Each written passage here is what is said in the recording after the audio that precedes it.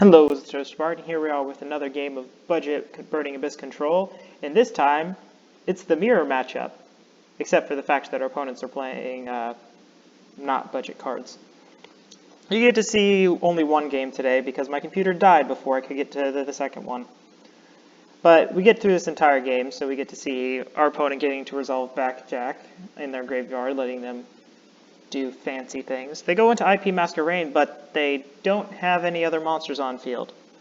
They're going to Ash Blossom my copy of Tour Guide, which kind of stinks, but I still get to attack over the IP Master Rain. I don't have anything in graveyard, so the Fiendish Griefing isn't going to do much. They normal summon Seer and attack over my Tour Guide. Not often you see that. I proceed to set a copy of Farfa and pass. Because I don't think my opponent's going to do anything really threatening here, I'm going to set a copy of Fiend Griefing. They're going to mill 3, and oh man, they got good mills. They get to set up their graveyard with Graft, allowing them to set up for more plays later. I get to send off my own Farfa, getting rid of the one that can actually attack over my copy of Farfa. So now they have to return to Dante with no material on the field. Now I'm going to go into my copy of Rubik, which they're going to set up Paleozoic Dynamicius. I'm going to mill 3, then they're going to impermanence my Dante. Then I'm just going to banish the one copy of Farfa for no good reason. Then I'm going to attack over their Dante so that we both add a card to our hand. I still have this copy of Driver and choose not to have anything else on field because I don't want them to resolve anything good. And that seems like a very good card to stop.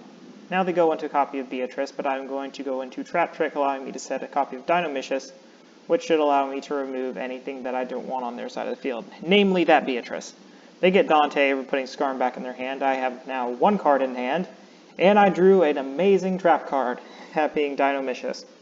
Opponent goes into Skarm and then attacks me, but I'm going to Paleozoic Dynamicius, triggering my Dynamicius in graveyard, banishing their copy of Dante. It's going to be a lot harder for them to get that back now. And now I'm going into not attack that Skarm, because if they get anything off of their Skarm, then I'm kind of doomed. They shuffle a card back into my deck. That doesn't really matter because now I have 2 copies of 1200 point normal monster trap. I'm going to normal summon Effect Veiler so I can link off into Nightmare Cerberus, but then I don't get to actually do much with it because it gets Dynamicius itself. Now my opponent's hand is filled with hand traps, but none of them actually do anything to me.